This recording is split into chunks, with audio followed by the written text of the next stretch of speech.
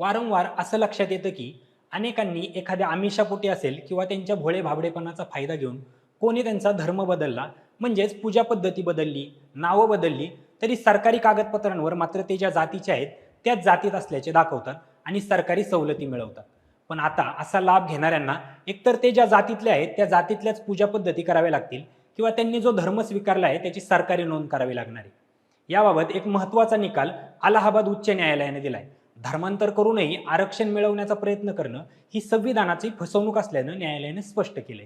तसंच धर्मांतर केल्यानंतरही SC ST समाजाला दिले जाणारे लाभ घेतले जात आहेत का याबाबतची चौकशी 4 महिन्यात पूर्ण करण्याचे आदेश सर्व जिल्हाधिकाऱ्यांना देण्यात आले आहेत. हे प्रकरण नक्की काय जाणून घेऊयात या व्हिडिओतून. नमस्कार, मी चारुदत्त टिळेकर आणि कॅमेरावर आहेत सेजल जाधव. भारताच्या सामाजिक राजकीय प्रवासात आरक्षण ही केवळ शासन यंत्रणेची कल्याणकारी घोषणा नाही, तर तो हजारो वर्षांच्या जातीय अन्यायाला दिलेला संविधानिक प्रतिसाद आहे. अस्पृश्यतेची यातना, सामाजिक व आर्थिक दारिद्र्याचे चटके, शिक्षण व संधी या दोन्हींपासून पिढ्यानपिढ्यांची झालेली फरफट या साऱ्या वेदनांना थेट उत्तर देण्यासाठी भारतानं अनुसूचित जाती आणि जमातींसाठी विशेष संरक्षण आणि संधींची चौकट उभी केली. आजही समाजातील सर्वात वंचित घटकांना मुख्य प्रवाहात आणण्यासाठी याहून दुसरं प्रभावी साधन नाही. परंतु गेल्या 2 दशकात या यंत्रणेत एक नवीन आणि गंभीर स्वरूपाचा वाद पुन्हा पुन्हा उभा राहतोय. तो म्हणजे कोणत्या ना कोणत्या कारणाने हिंदू धर्मातल्या एखाद्या विशिष्ट जातीतून दुसऱ्या धर्मात प्रवेश करूनही त्या जातीला मिळणारे लाभ मात्र घेतले जात आहेत. मग अशा धर्मांतरणानंतरही अनुसूचित जातींचे लाभ मिळावेत का याबाबत कायदा स्पष्ट आहे, परंतु त्याची होणारी अंमलबजावणी ही ढिसाळ राहिलेली दिसते. नुकतंच अलाहाबाद उच्च न्यायालयानं याबाबत एक महत्त्वाचा निकाल दिलाय. न्यायालयानं सांगितलंय की आता हिंदू धर्म सोडून इतर कोणताही धर्म स्वीकारल्यास अनुसूचित जाती जमाती आरक्षणाचा लाभ देता येणार नाही. न्यायमूर्ती प्रवीण कुमार गिरी यांच्या एकसदस्यीय खंडपीठानं हा निर्णय दिलाय.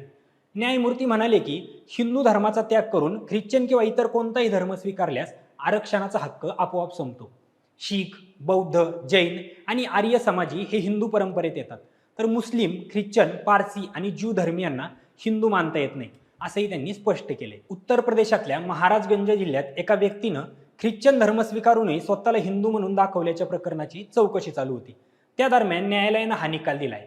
तसेच सर्व जिल्हाधिकाऱ्यांना धर्मांतरित व्यक्तींकडून SC ST लाभ घेतले जात आहेत का याची चौकशी करून 4 महिन्यात याबाबत कायदेशीर कारवाई करण्याचे निर्देश देण्यात आले. भारताच्या कायद्यातील सर्वात स्पष्ट तरतुदींमधील एक म्हणजे हिंदू, शीख आणि बौद्ध धर्मियांनाच अनुसूचित जातींचा लाभ लागू होतो.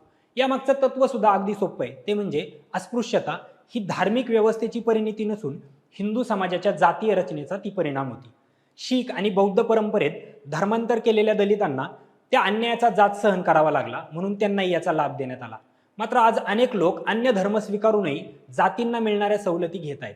या बाबतीत आता घटनाकार डॉक्टर बाबासाहेब आंबेडकरांच्या तत्वांच्या दृष्टिकोनातून सध्याची परिस्थिती पाहण्याची गरज तीव्र झाली आहे. डॉक्टर बाबासाहेब आंबेडकरांनी स्वतः बौद्ध धर्म स्वीकारला, परंतु त्यांनी आरक्षणाचा पाया धर्म नाही तर जातीय अत्याचार हाच ठेवला. त्यांचे स्पष्ट मत होते ते म्हणजे आरक्षणाचे उद्दिष्ट सामाजिक बदल साधणे, जातीय अपमान दूर करणे, वंचितांना सामर्थ्य देणे, बहुसंख्य समाजातील असमानता मोडून काढणे. त्यांनी कधीही आरक्षणाचा वापर धर्मांतरणाला प्रोत्साहन देण्यासाठी केला नाही. मात्र आज धर्मांतरण करूनही SC लाभ टिकून ठेवण्याचा प्रयत्न होताना दिसतो. तो आंबेडकरवादी सामाजिक न्यायाला उलटी दिशा देणारा ठरतोय. त्यामुळेच अलाहाबाद उच्च न्यायालयानं दिलेल्या या महत्त्वपूर्ण निकालावर तुम्हाला काय वाटतंय हे कमेंट करून नक्की कळवा.